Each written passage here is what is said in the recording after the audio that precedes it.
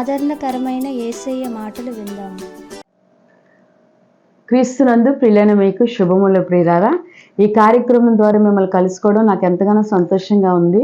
ఎందుకనంటే ప్రతి ఒక్కరూ చూస్తూ ఆధ్యాత్మికంగా బలపడుతూ దేవుని యొక్క సంతోషకరమైనటువంటి విషయాలు, మరి సమస్యల నుంచి విడుదల పొందిన విషయాల్ని మాకు తెలియపరుస్తున్నారు. దేవుడు మిమ్మల్ని ఎల్లవెల్లా దీవించును గాక.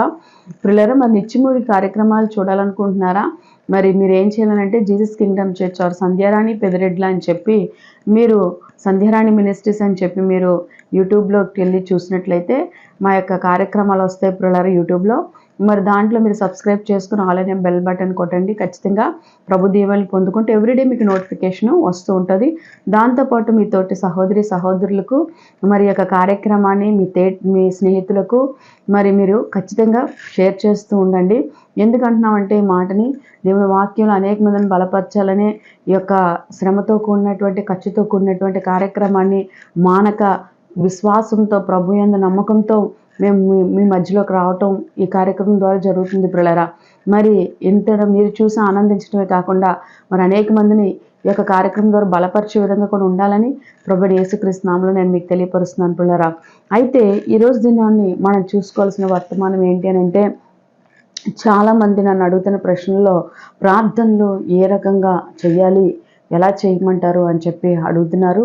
ఎందుకనంటే యేసు ప్రభువారు కూడా భయంకరమైన శోధనని దేంతో జయించారంటే ప్రార్థన ద్వారా జయించారు. ఎందుకనంటే గెత్సెమనే తోటలో మరి ఆ శోధన ఏదైతే యేసు ప్రభువారు అప్పగింపబడటం జరుగుతుందో అనే శోధన నిమిత్తం ఆయన మరి ఎంతో ప్రయాసపడి రాత్రంతా కూడా గెత్సెమనే తోటలో ప్రార్థన చేయటాన్ని మనం చూస్తున్నాం.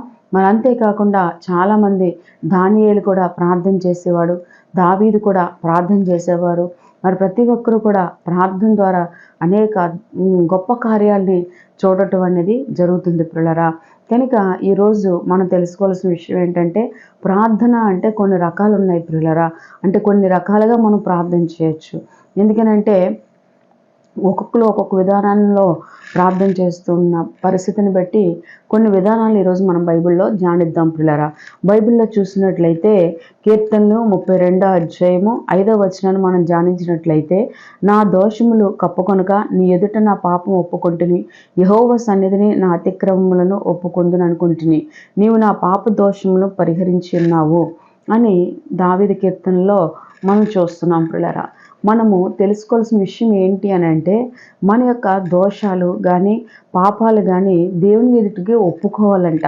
అసలు ఏది పాపం ఏది దోషం అని తెలిస్తేనే కదా ఒప్పుకునేది అని ఆలోచించవచ్చు మీరు. అయితే బైబిల్ ఏమని చెప్తుందంటే, మోకరించి ప్రార్థించిన మీ అందరూ కూడా ప్రతిరోజు మోకరించి ప్రార్థిస్తూ ఉంటారు. కొంతమంది కూర్చొని ప్రార్థిస్తూ ఉంటారు. కొంతమంది మరి బెడ్ మీద ఉండేటప్పుడు ఆ పడుకొని యేసు ప్రభువారిని ధ్యానించుకుంటూ ప్రార్థిస్తూ ఉంటారు. అలాగా రకరకాలుగా కొంతమంది నిలుచేతులు పైకెత్తి మరి నిలవబడి ప్రార్థన చేస్తూ ఉంటారు. ఇలాగా కొంతమంది సాష్టాంగం పడి కూడా ప్రార్థన చేస్తూ ఉంటారు. ఇలాగా రకరకాలుగా ప్రార్థన చేస్తున్న మీ అందరితో కూడా ఈ సమయంలో నేను చెప్తున్న మాట ఏంటి అని అంటే, మరి మీరు దేవుని ఎదుట మీ పాపాలను మీరు ఒప్పుకునేవారుగా ఉండాలి. ఎందుకనంటే పితృశాప పాపాలు ఏవైతే మన వెంట వస్తూ ఉంటాయి కొన్ని, వాటిని పెట్టి కూడా మన కుటుంబాలు ఇబ్బందులని ఎదుర్కొంటూ ఉంటాయి. చూడండి, ఈరోజు డాక్టర్ దగ్గరికి వెళ్ళారనుకోండి, ఎవరికైనా షుగర్ ఉన్న పేషెంట్ వెళ్తే ఏమంటూ ఉంటారంటే, అమ్మా మీ ఇంట్లో వరకు ఎవరికి ఉంది, మీ అమ్మగారికి ఉందా, మీ నాన్నగారికి ఉందా, మీ తాతయ్యకు ఉందా, మీ అమ్మమ్మకు ఉందా అని, మీ నాన్నమ్మకు ఉందా అని చెప్పేసి అడుగుతూ ఉంటారు కదా ప్రియులారా. మరి అలాగే మనకు కూడా మన పితరులు చేసిన శాపం పాపం మన వెంట వస్తూ వాళ్ళు కూడా ఆయా చీకటి శక్తులతో పీడింపబడుతూ అనేక సమస్యలను ఎదుర్కొనే పరిస్థితులు కూడా వస్తూ ఉంటాయి. అందుకే మనం ఏం చేయాలంటే, మీరేం చేయాలంటే, ప్రార్థిస్తున్న మీరు ఖచ్చితంగా మోకరించినప్పుడు మొట్టమొదటి ప్రార్థన ఏంటంటే, ప్రభువా నేను నీకు చేసేటువంటి విషయాల్లో కానీ లేకపోతే నా ఆలోచనలు నేను నడిచే విషయాల్లో కానీ నాలో తప్పులు అవిధేయతలు ఏమైనా ఉంటే నన్ను క్షమించు ప్రభువా, నీ రక్తంలో నన్ను కడుగు ప్రభువా అని చెప్పి మీరేం చేయాలంటే దేవుడికి ప్రార్థన చేసేవారుగా ఉండాలి. ఎందుకనంటే ఎప్పుడైతే ఈ యొక్క ఒప్పుకోలు ప్రార్థన చేస్తారో, ఈ పశ్చాత్తాపంతో కొన్ని ప్రార్థన చేస్తారో, మీ జీవితాల్లో ఉన్నటువంటి ప్రతి చెడుని కూడా తొలగించుకోగలిగేటువంటి పరిస్థితి వచ్చి సంపూర్ణమైనటువంటి ఆరోగ్యాలు కలిగి ఆశీర్వాదం కలిగి ఆత్మతో నింపబడతారు ప్రియులారా. ఈ విషయాలు మీరు తెలుసుకోవాలి. ఎందుకనంటే బైబిల్లో మనం చూసినట్లయితే దావీదు దావీదు ఒకానొక సమయంలో చేసినటువంటి తప్పును బట్టి ఏం చేస్తాడంటే పరుపు తేలిపోయినంతగా ఏడ్చి దేవుని దగ్గర రోధిస్తాడు. పిల్లరా, తన తప్పు తను గ్రహించలేదు, కానీ ప్రవక్త ద్వారా తన తప్పు ఏంటో తెలుసుకునేటప్పుడు మరి ఆ సత్యమైన విషయాన్ని తెలుసుకున్నప్పుడు ఆ పాపం ఒప్పుకోవడానికి ఎంతగానో పశ్చాత్తాపడవుతాడు. కనుకే మరి దావీదు ఏ పాపం ద్వారా పొందుకున్న శాపం ఉందో ఆ శాపం నుంచి దేవుడు ఆ పశ్చాత్తాప ప్రార్థన బట్టి విమోచించి తిరిగి తను కోల్పోయిన కుమారుని దేవుడు దావీదుకి అనుగ్రహించడాన్ని మనం బైబిల్లో చూస్తున్నాం. పిల్లరా, మరి మీ జీవితాల్లో కూడా ఏదైనా కోల్పోయారా? దేవుని ఎదుట పశ్చాత్తాపడండి, దేవుని క్షమాపణ ప్రార్థన చేసుకోండి. అంతే, ఈ రోజు నుంచి దేవుడు మీడలా గొప్ప కార్యాలు చేస్తాడు. ఎందుకంటే ఈ మాట చెప్తున్నాను చూడండి, బైబిల్లో చూసినట్లయితే పేతురు గురించి కూడా చెప్పచ్చు. యేసు ప్రభువారి దగ్గర ఉన్న 12 మంది శిష్యుల్లో పేతురు గురించి మనం చెప్పచ్చు. ఏంటనంటే పేతురు యేసు ప్రభువారు ఎవరో ఎరగనని చెప్పి బొంకినప్పుడు ఆ చిన్నపిల్లతో మరి పేతురు చేసినటువంటి తప్పు గ్రహించి, అయ్యా నేను తప్పు చేశానయ్యా, నీవెవరో ఎరగనని చెప్పి అబద్ధం చెప్పాను, నన్ను క్షమించు తండ్రి అని దేవుణ్ణి వేడుకోవటాన్ని మనం బైబిల్లో చూస్తాం. మరి ఎప్పుడైతే అలా వేడుకున్నాడో తన జీవితంలో గొప్ప కార్యం దేవుడు చేశాడు. పేతురుని మరి ఏం చేశాడంటే తన పరిచయాన్ని అప్పగించాడు. పిల్లరా, మీ జీవితాల్లో కూడా నేర్చుకోవాల్సింది ఏంటంటే పాతవు గతించిన ఇక సమస్తము క్రొత్తవైన అన్నట్టుగా పాత జీవితంలో ఉన్నటువంటి పాపిష్ట జీవితంలో ఉన్నటువంటి పాపం ఏదైతే ఉందో వాటన్నిటిని విడిచిపెట్టాలని చెప్పి దేవుని ఎదుట సాష్టాంగం పడి ప్రార్థించండి, కన్నీరు విడిచి ప్రార్థించండి, రోధిస్తూ ప్రార్థించండి. దేవుడు ఖచ్చితంగా మీ బంధకాల నుంచి మిమ్మల్ని విమోచించి విడిపిస్తాడు. పిల్లరా, అలా పశ్చాత్తాపం పొందిన పేతురు తిరిగి యేసు ప్రభువారి కొరకు మరి తలగ్రంథులుగా సిలువ వేయబడినట్టుగా మరి దేవుని కొరకు అనేక చోట్ల ప్రకటించడాన్ని మనం బైబిల్ గ్రంథంలో చూస్తున్నాం. పిల్లరా, మరొక మాట చెప్పినట్లయితే ఇస్కరియోతు యోధా కూడా ఒక పాపం చేశాడు.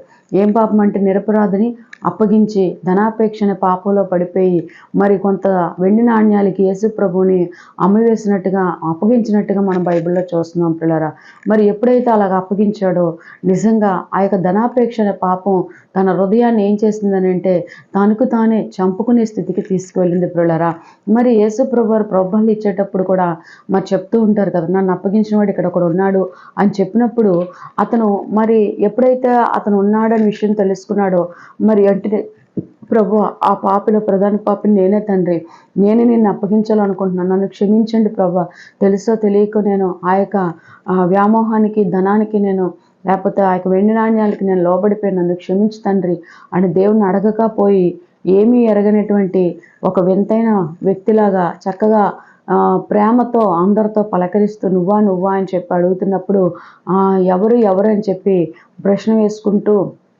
వారిలో కలిసిపోయాడు. పిల్లరా, కానీ ఏం జరిగింది అని అంటే ఆ పశ్చాత్తాప పడకపోవడం వల్ల తన ఆత్మతో తన యొక్క జీవితాన్ని తనకు తానే చంపుకునే పరిస్థితి వచ్చింది.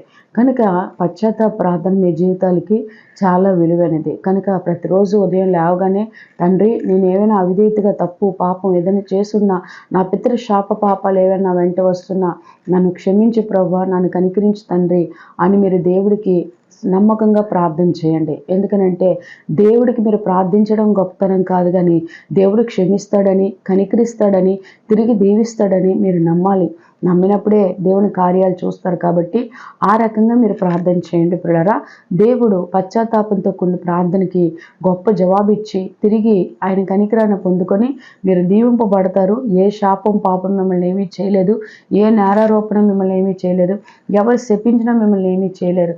ఒక్కసారి దేవుడు క్షమించి కనికరిస్తే అవన్నీ కొట్టివేయబడతాయి. పిల్లరా, ఈ సత్యం మీరు తెలుసుకోమని ప్రభువైన యేసుక్రీస్తు నామములో నేను మీకు తెలియపరుస్తున్నాను. పిల్లరా, మరొక మాట ఏంటంటే బైబిల్లో మనం చూసినట్లయితే విసుగక నిత్యము ప్రార్థించండి అని బైబిల్ చెప్తుంది.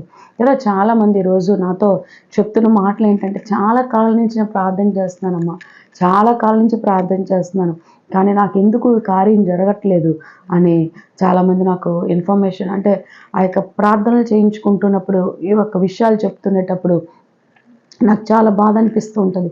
ఎందుకనంటే అడుగు వాటికంటే ఊహించే వాటికంటే అత్యధికంగా దయచేయగలిగే దేవుడు గొప్పవాడు కదా. ఆ దేవుడు వీరికి ఎందుకు చేయడు, ఖచ్చితంగా చేస్తాడు కదా. ఎక్కడ లోపం ఉంది అని వారి కొరకు మరి ప్రార్థనలు ఎత్తుపట్టుకొని మేము కూడా ప్రార్థన చేయడం జరుగుతూ ఉంటుంది పిల్లరా. ఎందుకనంటే దేవుని యొక్క వాక్యం ఏమంటుందంటే లూకాసు వార్త 18వ అధ్యాయం 1వ వచనంలో చూస్తే అక్కడ వారు విసుగక నిత్యము ప్రార్థన చేయుచుండవలనట్టుకు ఆయన వారితో ఈ ఉపమానము చెప్పాను అని చెప్తున్నారు. అంటే మనము ప్రార్థన అనేది నిత్యము చేయాలి. చూడండి, ఉదయం లేవగానే అందరికీ ఉన్న అలవాటు ఏంటి అని మీరు ఆలోచిస్తున్నారా? చెప్పండి. చాలామంది టీ తాగడం, కాఫీ తాగడం, పేపర్ చూడటం, టీవీ చూడటం, ఇవన్నీ కామన్ థింగ్స్, ఇవన్నీ చేస్తారు. కానీ ఒకసారి చేయొచ్చు, ఒకసారి చేయకపోవచ్చు. కానీ నిత్యము కూడా మీ యొక్క పళ్ళని మీరు చక్కగా బ్రష్ చేస్తూ ఉంటారు కదా, తోముతూ ఉంటారు కదా. అలాగే ఏంటి అంటే బైబిల్ చెప్తుంది మనం కూడా నిత్యము దేవుడికి ప్రార్థన చేయాలి. ఎంతకాలం ప్రార్థన చేయాలి అనడానికి లేదు. ఎందుకంటే బైబిల్లో మరి ఈ యొక్క ఒక ఉపమానాన్ని యేసుప్రభు వారు చెప్పటాన్ని మనం చూస్తున్నాం. ఏమనంటే ఒక విధవరాలు ఉందంట బైబిల్లో, ఒక న్యాయాధిపతి ఉన్నాడంట. అయితే ఈ న్యాయాధిపతి విషయాన్ని కానీ ఈ విధవరాలు మొరణ కానీ చూసినట్లయితే బైబిల్ ఏమని సెలవిస్తుందని అంటే మరి లూకాసు వార్త 18వ అధ్యాయము 5వ వచనంలో మనం ధ్యానించినట్లయితే అక్కడ ఏముంటుంది, ఈ విధవరాలు నన్ను ఏమనంటారంటే తొందర పెట్టించున్నది కనుక ఆమె మాటి మాటికి వచ్చి ఏమని అడుగుతుందంటే గోజాడుచున్నట్లు ఆమెకు న్యాయము తీర్చమని తనలో తాను అనుకొనెను అంటున్నాడు. మరియు అక్కడ 6వ వచనంలో చూసినట్లయితే మరియు ప్రభు ఇట్లా అన్నా అన్యాయస్తుడైన ఆ న్యాయాధిపతి చెప్పిన మాట వినుడి. చూసారా? అంటే ఏంటనంటే ఒక అన్యాయస్తుడు న్యాయాధిపతికి రోజు విసుక్కొని అడుగుతూ ఉంటే మరి దేవుడిని అడుగుతున్న మీకు దేవుడు దయచేయడా అని ఒక లేఖనాలు సెలవిస్తుంది. ఎందుకనంటే బైబిల్లో రక్తస్రావపు స్త్రీ ఆసక్తిగా వెళ్ళి ప్రభు దగ్గరికి ఎలాగైనా అతను కలుసుకోవాలి, ఎలాగైనా అతను తెలుసుకోవాలి, అతని గురించి నేను ఎలాగైనా అతను వెళ్ళి వస్త్రపు చెంగును తాకాలి అని అనేక మంది జనంలో కూడా వెళ్ళి అతని వస్త్రాన్ని ఆసక్తితో తాకినప్పుడు వెంటనే ఆమెకు స్వస్థత ఇచ్చేశాడు దేవుడు కదా. కనుక ఈరోజు విసుగక అడగటం అంటే మనలో దేవుడు చేస్తాడు కనుక దేవుడికి మొరపెట్టాలని ఆసక్తి ఉండాలి. విసుగుపోకూడదు. కొన్ని సందర్భాల్లో ఒక్కొక్కసారి విసుగుదల వస్తుంది కదా. ఏలియా కూడా ప్రార్థన చేశాడు వర్షం లేనప్పుడు, ప్రభు వర్షం ఇవ్వు ప్రభు, వర్షం ఇవ్వు ప్రభు అని అడిగితే మొదటిసారి అడిగినప్పుడు ఇవ్వలేదంట, రెండోసారి అడిగినప్పుడు ఇవ్వలేదు, మూడోసారి అడిగినప్పుడు ఇవ్వలేదంట, నాలుగోసారి కూడా అడిగి మళ్ళీ పరిచారకుని పంపించి చూడు ఏమైనా మేఘం వచ్చిందంటే రాలేదంట, చివరికి 6వసారి అడిగితే మరి అప్పటికీ మేఘం రాలేదంట. ప్రియులారా, నిజంగా ఏలియా ఎంత విసిగిపోయి ఉంటాడు కదా. ఏంటి అడుగుతుంటే దేవుడు నాకు కార్యం చేయట్లేదు ఏంటి, నేను దేవుని కొరకునే సేవకుని కదా, దేవుని మాట చెప్పు నడుస్తున్నటువంటి కుమారుని కదా అని అనుకోవచ్చు కదా. మరి అక్కడ ఏలియా ఏం చేశాడనంటే మరి ఎట్టి పరిస్థితుల్లో కూడా మరి నేను పట్టు విడవక ప్రార్థన చేయాలి, దేవుడు కార్యం ఎందుకు చేస్తాడు అంటే మళ్ళీ ప్రార్థించాడంట. అలాగా 7వ మారుకి ఏం జరిగిందని అంటే ఆ పరిచారకుడు వెళ్ళి చూసినట్లయితే అక్కడ చక్కగా ఒక అరచేతంత మేఘం కనిపించిందంటే పిల్లరా. అరచేతంత మేఘం కనిపించగానే దేవుడు కార్యం చేశాడని చెప్పి ఏలియా దేవునికి కృతజ్ఞతాస్తుతులు చెల్లించాడు. పిల్లరా, మీ జీవితాల్లో కూడా దేవుడు గొప్ప కార్యాలు చేయాలనంటే మరి అలాగా విసుగక ప్రార్థన చేయాలి. అక్కడ అన్యాయస్తుడు న్యాయాధిపతి ఆమె అస్తమానం మనవి చేసుకోవటం వల్ల మరి ఇంకా విసుగు అంటే ఇంకా ఈమె ఇంక నేను వదలట్లేదురా బాబు ఇంక దీవించకపోతే అని చెప్పి ఆమె అడిగింది. న్యాయాధిపతి చేస్తారు, ఒక మనుషుడే చేస్తున్నాడంటే దేవుడిని మీరు పదే అడిగితే దేవుడు ఎందుకు చేయడు, చేస్తాడు. కానీ మీరు కిందాక చెప్పాను కదా ప్రార్థనలో ఏమనంటే పశ్చాత్తాప ప్రార్థన చేసుకుంటే, పాప ఒప్పుకోలు ప్రార్థన చేసుకుంటే ఆటోమేటిక్గా దేవుడు మీ కార్యాలన్నీ సఫలం చేస్తాడు పిల్లలు. ఎందుకంటే అందరూ మంచివారు అనుకుంటాం కానీ ఏదో ఒక లోపం, ఏదో ఒక పాపం, ఏదో ఒక శాపం ప్రతి మనిషిలో ఉంటుంది. అది మనం సరిచేసుకుంటూ ప్రార్థనాపూర్వకం దేవుని ఎదుటికి వచ్చి అడిగితే దేవుడి కార్యాలు తప్పక చేస్తాడు. సో విసుగక మీరు ప్రార్థించండి. ఎన్నో సంవత్సరాల నుంచి ప్రార్థన చేస్తున్నాం సిస్టర్, కానీ ఇప్పటి వరకు వచ్చి నాకు ఆ కార్యం జరగలేదు. ఎన్నో సంవత్సరాల నుంచి ప్రార్థన చేస్తున్నాం పాస్టర్ గారు, ఇప్పటి వరకు ఆ కార్యాలు జరగలేదు అనుకునేవారు ఉన్నారా? దేవుడు చెప్తున్నాడు, విసుగక మీరు ప్రార్థించండి, విశ్వాసంతో ప్రార్థించండి, నమ్మకంతో ప్రార్థించండి, మరి పశ్చాత్తాపంతో కొన్ని ప్రార్థన చేసుకోండి. దేవుడు మీరు అడిగిన వాటికంటే ఊహించే వాటికంటే అత్యధికంగా దయచేస్తాడు. ప్రియులారా, మరి బైబిల్లో మరొక మాట ఏమంటున్నాడంటే మెలకువ కలిగి ప్రార్థించమంటున్నాడు. కదా. ఈరోజు ఎంతసేపు చాలామంది, నేను గృహదర్శనలకి అప్పుడప్పుడు వెళ్తూ ఉంటాను. వెళ్ళేటప్పుడు కొంతమంది ఉదయం 8:30 అయినా సరే, అప్పుడు నేను వెళ్ళపోతలకి గబగబా పడుకునే పక్కలు తీసి, ఇంత సడన్గా వచ్చేసారు ఏంటమ్మా, ఇంత తెల్లవారే వచ్చేసారు ఏంటి మా ఇంటికి అని అడుగుతూ ఉంటారు. అడిగినప్పుడు నాకు చాలా సరదా అనిపిస్తుంది. ఎందుకనంటే 8:30కి ఇంకా తెల్లవారడం ఏంటి అని అనిపిస్తూ ఉంటుంది. తెల్లవారుజామునే అంటే మరి మెలకువగా ఉండాలి కదా. చాలామంది వేకువజామున, దావీదైతే మరి పక్షుల యొక్క స్వరము వినకముందే దావీదు కంఠస్వరంలోంచి స్తుతి ప్రభు సన్నిధికి చేర్చబడాలని యొక్క తృష్ణ పడుతూ ఆసక్తి కలిగి దావీదు దేవుణ్ణి వేకునే లేచి స్తుతించేవాడు.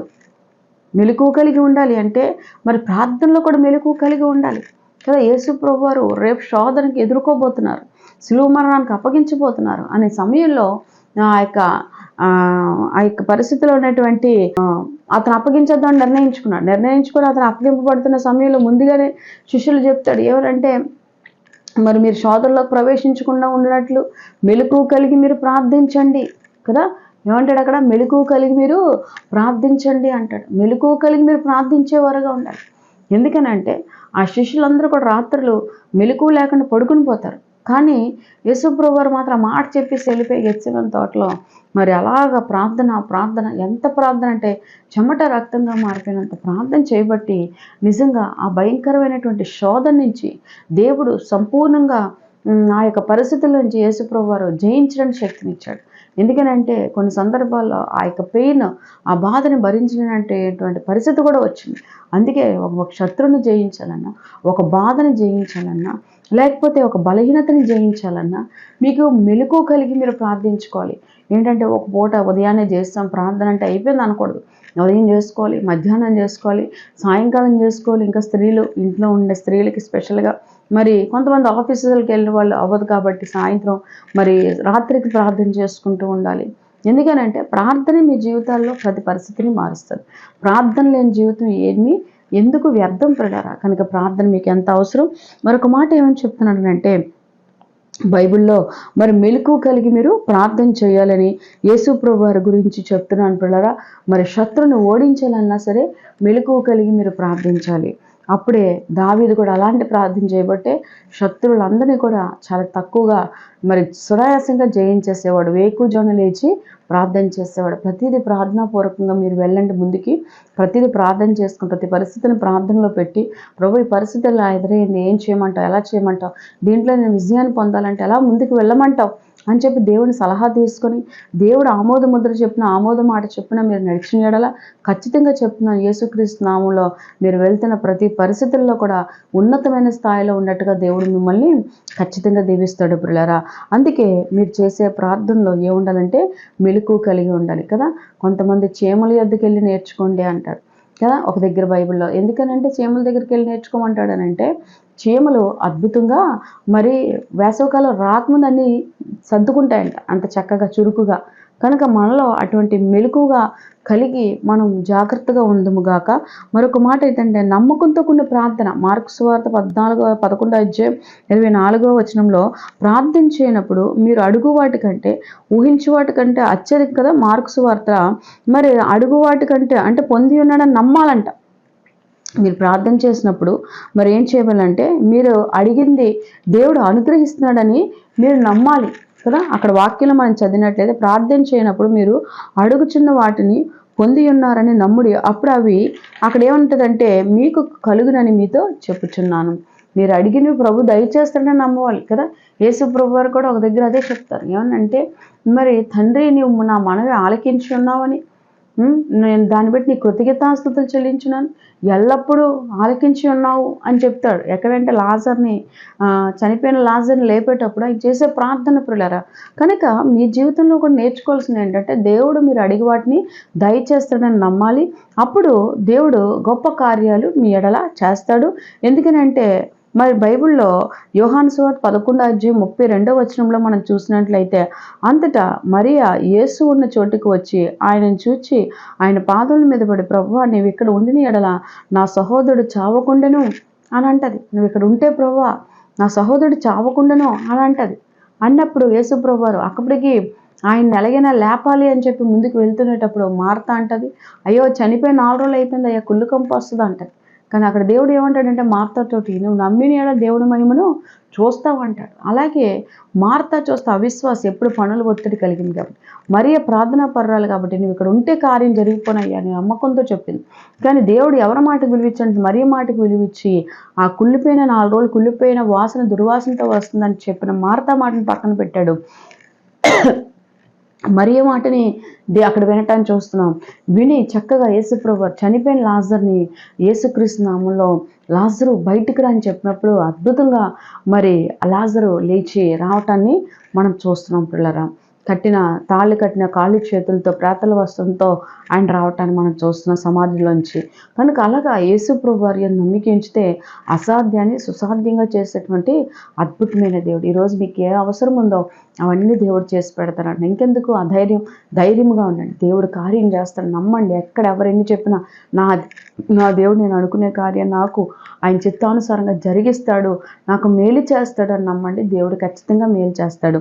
అయితే ఆశగల ప్రాణాన్ని దేవుడు తృప్తిపరుస్తాడు అన్నట్టుగా మీ యొక్క ఆశని దేవుడు నెరవేరుస్తాడు.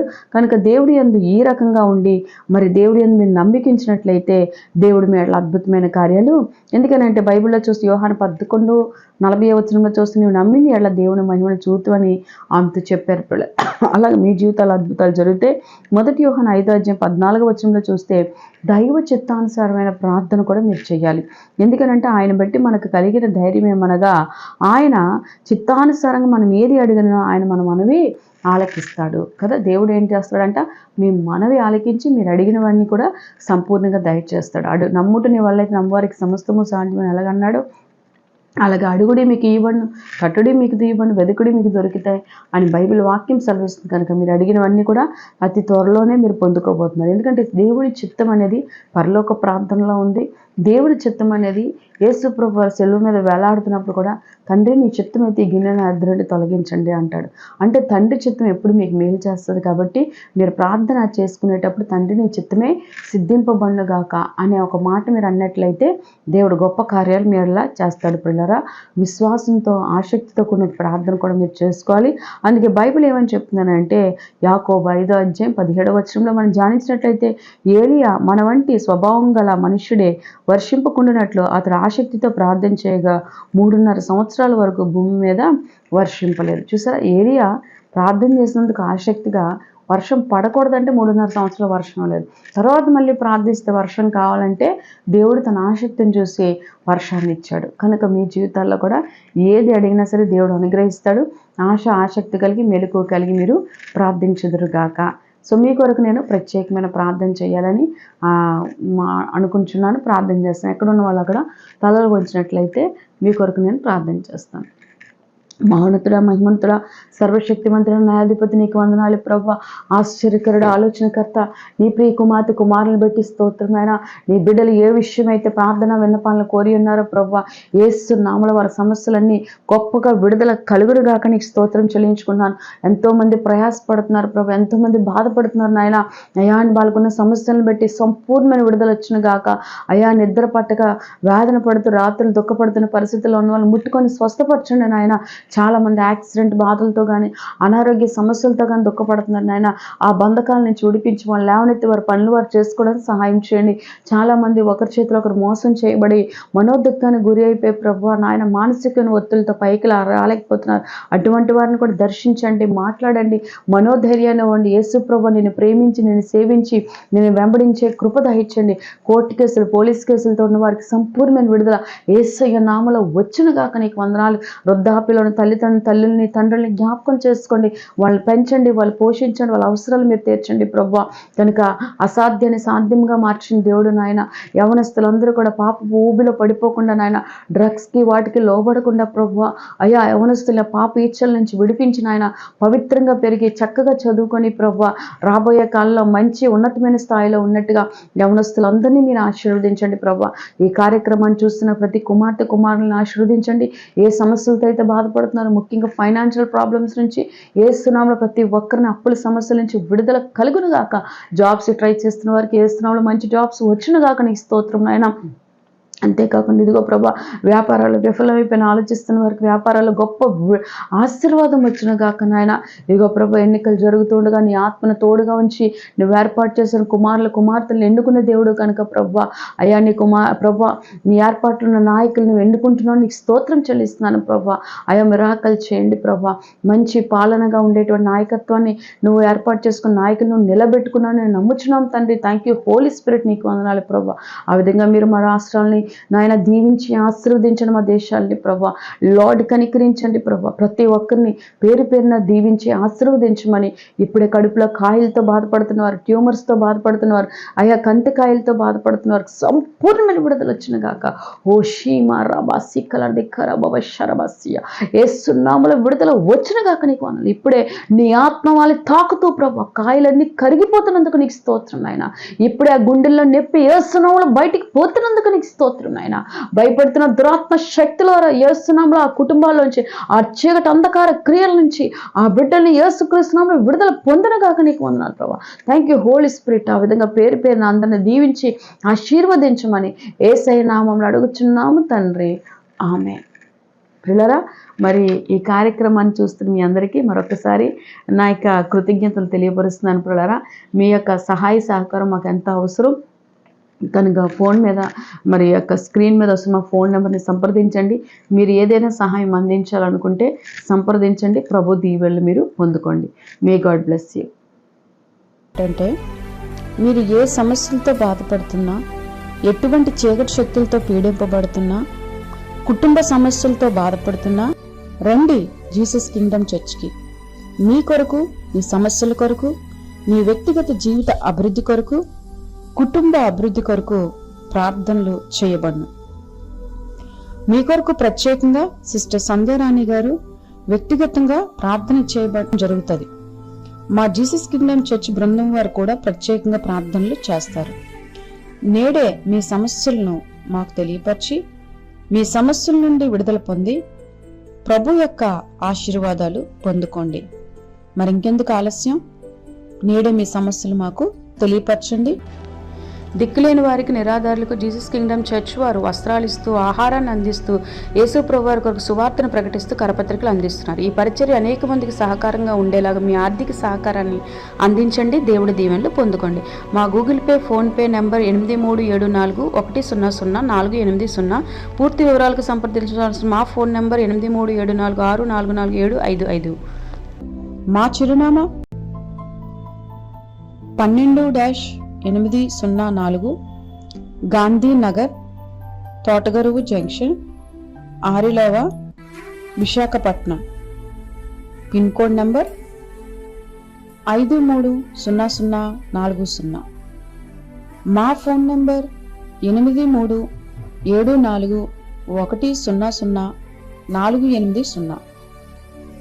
8374644755 కనుక మా ఫోన్ నెంబర్లను సంప్రదించండి. మీ విన్నపాలు మాకు తెలియపరచండి. ప్రత్యేకమైన ప్రార్థనలు చేయించుకోండి. జీసస్ కింగ్డమ్ చర్చ్కి వచ్చి ఆశీర్వాదాలు పొందుకోండి. ప్రభు మిమ్మల్ని ఎల్లవేళలా దీవించి ఆశీర్వదించును గాక. God bless you.